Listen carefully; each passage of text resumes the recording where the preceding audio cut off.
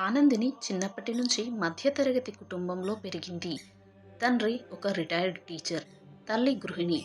కుటుంబ పరిస్థితుల వల్ల ఆమె చిన్న వయసులోనే బ్యాంక్లో కాల్ సెంటర్ జాబ్కి వెళ్ళింది. ఆ ఆఫీస్ టైమింగ్స్ మధ్యాహ్నం 2 గంటల నుంచి రాత్రి 10 గంటల వరకు. అందుకే తరచూ రాత్రి 10 తర్వాతే ఆమె ఇంటికి బయలుదేరేది. ఆ రోజు రాత్రి కూడా అదే విధంగా. కొంతమంది ఉద్యోగులు ముందే వెళ్ళిపోవడం వలన ఆమె ఒంటరిగా వచ్చేసింది. హైదరాబాద్లో ఒక లోకల్ బస్ రూట్ ఉంది. సాధారణంగా ఆ రోడ్డుపై ట్రాఫిక్ చాలా ఎక్కువగానే ఉంటుంది. కానీ ఆ రోజు అనుకోకుండా భారీ వర్షం పడింది ఆ సాయంత్రం. దాని ఫలితంగా చాలా దుకాణాలు ముందుగానే మూసేసేబడ్డాయి. వీధి లైట్లు కూడా ఆ వర్షంలో తడిసిపోవడంతో సగానికి సగం వెలగలేదు. దాంతో సాధారణంగా కిక్కిరిసిపోయి ఉండే ఆ రోడ్డు ఆ రాత్రి మాత్రం వెలసిపోయినట్లుగానే కనిపించింది. ఆనంది నడుస్తూ ఉండగా ఒక మూలలో 4 అబ్బాయిలు తిష్ట వేసుకుని ఉన్నారు. వాళ్ళు రోజు అక్కడే ఉండే స్మాల్ క్రిమినల్స్. బీరు తాగుతూ చీప్ జోక్స్ వేస్తూ సమయాన్ని గడిపేవాళ్ళు వాళ్ళు. సాధారణ రోజుల్లో ఆ జనంలో వాళ్ళను ఎవరూ గమనించేవారు కాదు. కానీ ఆ రాత్రి మాత్రం జనాలు లేని కారణంగా వాళ్ళ ఉనికి మాత్రం చాలా స్పష్టంగా కనిపించింది. ఆనందిని రాత్రి రోడ్డుపై ఒంటరిగా నడుస్తోంది. మూలలో 4 అబ్బాయిలు తాగుతూ అసభ్యంగా నవ్వుతూ ఆమె దారిని అడ్డుకున్నారు. మొదట్లో ఆమె గుండె బలంగా కొట్టుకుంది. చేతులు వణికిపోయాయి. ఇప్పుడు నేనేం చెయ్యను, ఎక్కడికి పారిపోవాలి అనే ఆలోచన ఒక్కసారిగా మెదడులో పరిగెత్తింది. ఒక్క క్షణం నిజంగా ఆమె వెనక్కి తిరిగి పరిగెత్తాలి అని అనుకుంది. కానీ వెనక బస్ డిపో వెలసిపోయింది. ఆ వైపు కూడా ఇప్పుడు జనముండరు. ముందు ఈ 4 మాత్రమే.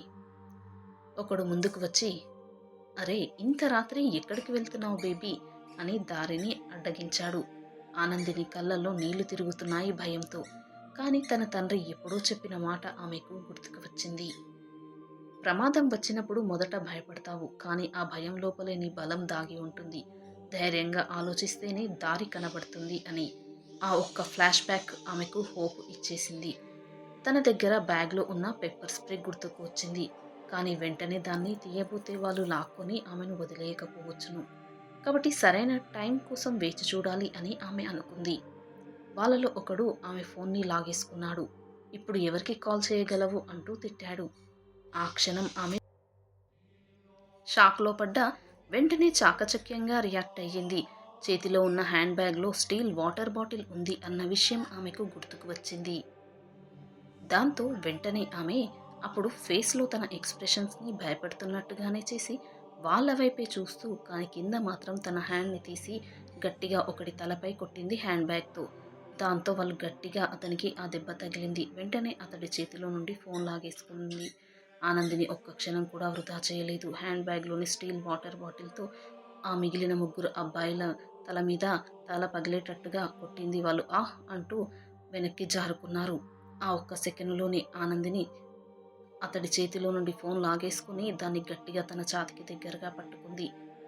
వెంటనే ఆమె ఫోన్ రికార్డర్ కెమెరా ఆన్ చేసింది. దాంతో వీడియో రికార్డింగ్ ప్రారంభించింది. మిగిలిన 3 ఒక్కసారిగా కోపంతో ముందుకు దూసుకొచ్చారు. ఆనందిని కళ్ళలో ఇంకా భయం ఉంది.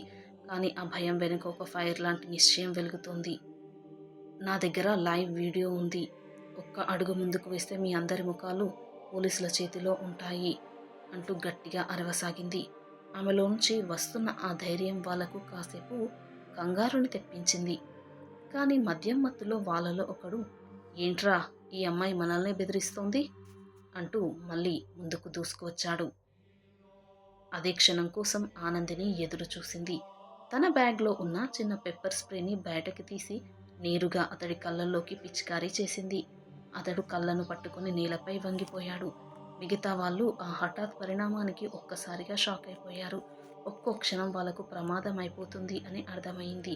ఆనందిని ఆగకుండా వారిపై పెప్పర్ స్ప్రే చేసి రోడంతా అరవసాగింది. సహాయం చేయండి, సహాయం చేయండి అని. ఆ కేక విన్న పక్కింటి కిటికీలు ఒక్కొక్కటిగా తెరుచుకున్నాయి. ఒక ఇంటి దగ్గర వాచ్మెన్గా ఉన్న ఒక వాచ్మెన్ టార్చ్ పట్టుకొని పరిగెత్తుకుంటూ అక్కడికి వచ్చాడు. ఏం జరుగుతుంది ఇక్కడ అని గట్టిగా అరిచాడు.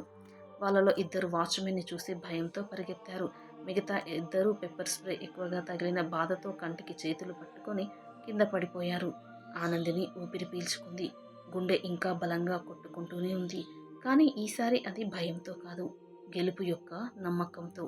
ఆమె తండ్రి మాటలు మళ్ళీ గుర్తుకు వచ్చాయి. భయం అనేది శత్రువు కాదు, అది నీకు సిగ్నల్ ఇస్తుంది. ఇప్పుడే ధైర్యాన్ని చూపించు, భయాన్ని ఆపి అని. ఆమె తలలో ఆ మాటలు మోగుతుండగానే వాచ్మెన్ వెంటనే పోలీసులకు ఫోన్ కాల్ చేశాడు.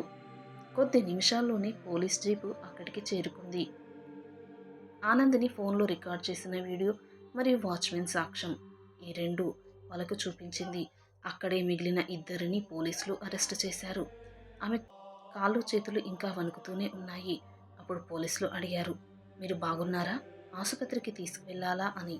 అప్పుడు ఆనందిని తల ఊపింది. నేను బాగానే ఉన్నాను సార్, కానీ ఒకటే ఇవాళ నేర్చుకున్నాను, భయపడకుండా ధైర్యంగా నిలబడితే తప్పించుకోవచ్చును అని అన్నది. ఇంటికి చేరుకున్నాక తలుపు తెరిచిన వారు తల్లి తండ్రి. తల్లి భయంతో కళ్ళలో నీళ్లు తెచ్చుకుంది. ఎందుకింత ఆలస్యమైంది, ఎందుకిలా వణుకుతున్నావు అని భయంతో అడిగింది. ఆనందిని నిశ్శబ్దంగా తల్లి కౌగిలిలో పడింది. తండ్రి కళ్ళల్లో జరిగింది తెలుసుకుని గర్వం మెరుస్తుంది. నేను చెప్పిన మాట గుర్తుకు పెట్టుకున్నావు కదా అమ్మా, భయం ఉన్న చోటే ధైర్యం పుడుతుంది అని మెల్లగా అన్నాడు. తర్వాతి రోజు ఆనందిని ఆ వీడియోని పోలీసులకు ఇచ్చింది. వాళ్ళు దాన్ని న్యూస్లో కూడా చూపించారు. హైదరాబాద్లో ఒక యువతి తన ధైర్యంతో 4 దుండగుల నుండి తప్పించుకుంది అని హెడ్లైన్స్. ఆ వీడియో చూసిన చాలా అమ్మాయిలకు ఒకే మెసేజ్ వచ్చింది, భయం సహజం, కానీ ఆ భయాన్ని ఆయుధంగా మార్చుకుంటే ఏ సమస్యనైనా ఎదుర్కొనగలం. ఆనందిని ఒంటరిగా రోడ్డు మీద నడిచిన ఆ రాత్రి ఒక తరానికి ధైర్యం నేర్పిన రాత్రిగా మారిపోయింది. తర్వాత ఆనందిని తన ఫ్రెండ్స్కి చెప్పింది, నిజం చెప్పాలంటే ఆ రాత్రి నేను చేసింది కేవలం ధైర్యమే కాదు. కొన్ని నెలల క్రితం నేను కరాటే క్లాసులో కూడా జాయిన్ అయ్యాను. అక్కడ నేర్చుకున్న చిన్న చిన్న టెక్నిక్స్ నాకు గుర్తుకు వచ్చాయి. లేకపోతే ఒక్కదాన్నే అలా పడగొట్టడం అసాధ్యమయ్యేదేమో తెలీదు నాకు. ఒకవేళ నాదే గెలిపయ్యేదేమో, అది తెలీదు అన్నది. ఆమె తండ్రి చిరునవ్వుతో అన్నాడు, చూసావా, ఇదే కారణం, అందుకే నేను ఎప్పుడూ చెప్పేదదే. అమ్మాయిలు చదువులోనూ ఉద్యోగంలోనూ ముందుకు రావడం ముఖ్యమే, కానీ అంతే ముఖ్యమైనది స్వీయ రక్షణ నేర్చుకోవడం. ఈ కాలంలో అది ఒక ఆప్షన్ కాదు, ఒక అవసరం అని. మరి మీరేమంటారు? అతడి యొక్క ఈ ఆలోచన సరైనదేనా? మీ విలువైన అభిప్రాయాన్ని తప్పక కామెంట్స్లో తెలియచేయండి. వీడియో నచ్చితే ప్లీజ్ లైక్ చేసి సబ్స్క్రైబ్ చేసుకోండి. Thanks for watching.